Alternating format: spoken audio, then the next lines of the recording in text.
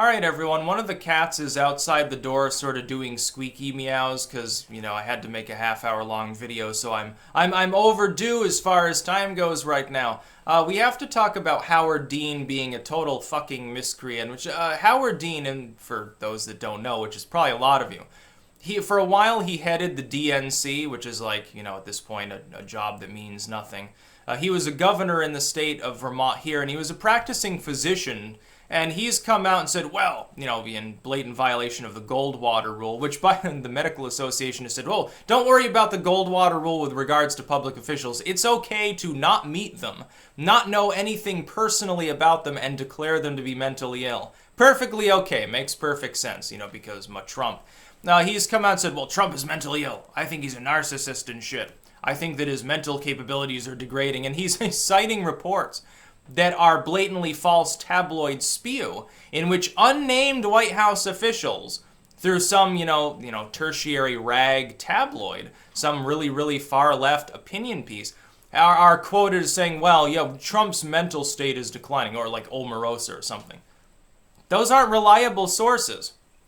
You can't simply say, well, this person, someone who doesn't like you says that you're mentally ill, therefore I can say it too, using them as a source. This seems awfully familiar.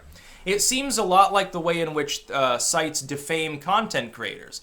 What they do is they have some hit pieces written up, and then it's misquoted and used as evidence against that person. It's like, well, this person is an extremist. It's an opinion on some blog.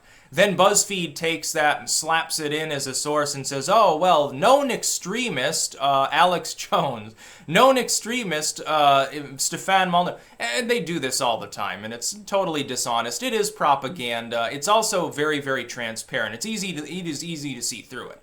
Totally biased. What we've got here is a situation where a largely failed governor, who, notoriously was a top-tier presidential candidate. I think it was, wasn't it 2000? Wasn't it, when Gore ended up becoming the candidate or something? I think. I can't exactly recall. I think it was the 2000 election.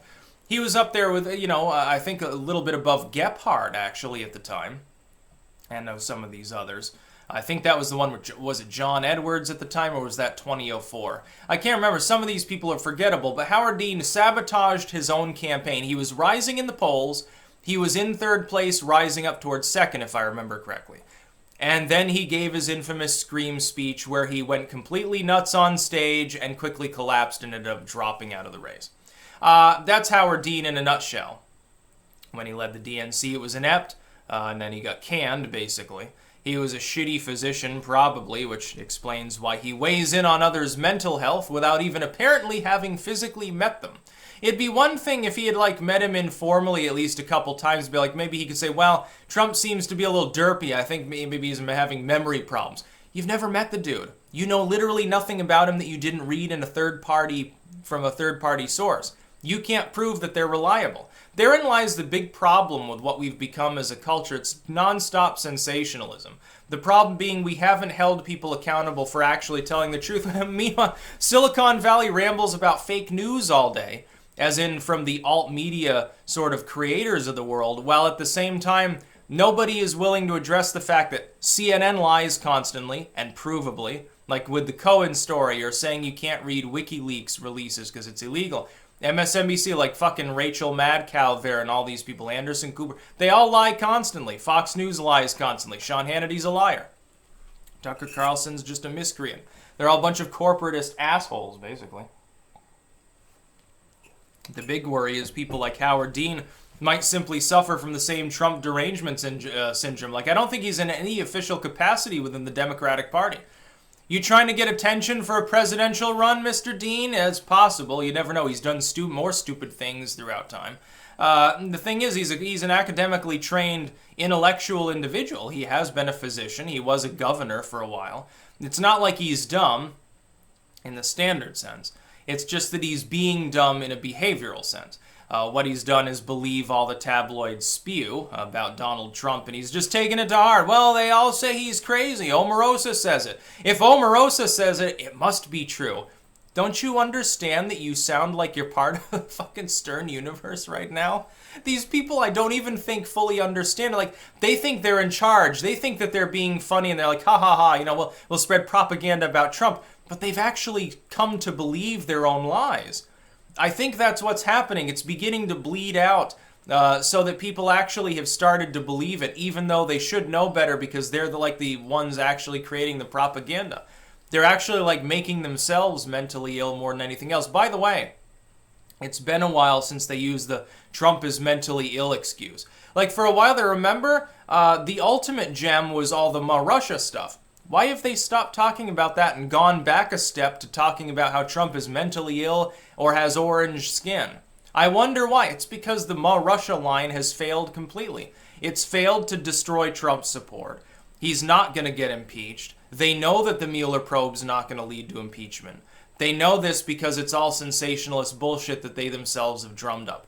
Therein lies the problem for the Democrats right now. They know that they've literally been firing blanks the whole time. Lest Trump end up soaring back ahead, because the Mueller probe eventually has to be ended, it's only a matter of when, lest that happen, they're quickly changing strategy to Trump is crazy and Trump is bigoted and all of his fans are deplorable. They're regressing back to, right after Trump was elected, like the Mueller probe. The Russia stuff comes a little bit later. At first it was, well, Trump will collapse the economy. Trump, they're trying to do that now with North Korea. Oh, it says Leon Panetta. Oh, it was a failed summit. Ultimately, nothing has been accomplished. Okay. What about the destruction of a missile test site? The return of power remains. The first time that North and South Korea's leadership have ever crossed into one another's countries. Constant proposals for a peace treaty. The fact that Trump has met with Kim Jong-un, they actually apparently got along okay. Those are significant. That's not a failed summit. This is all propaganda, though. It's an attempt to keep Trump's support down because they fear him. They honestly do, but they're playing his game. They're living in his tabloid world. It'll be interesting to see if they manage to come out unscathed in 2020. But Howard Dean, why should I take Dean seriously? He's the one that fucked up his own viable presidential campaign. He's the one that was a failed governor here in the state of Vermont. People kept re-electing him for no reason. He made the poor more poor and the rich more rich and fucked up the state's tax structure. That's what Howard Dean is known for by every sane Vermonter. And he led the DNC for 2 years. He was basically an interim head. He was a do-nothing head for the DNC. Wonderful career you've got there, Mr. Dean. Yeah, and you're very qualified to talk about people's mental illness without having even physically met them. That's about all. Peace out.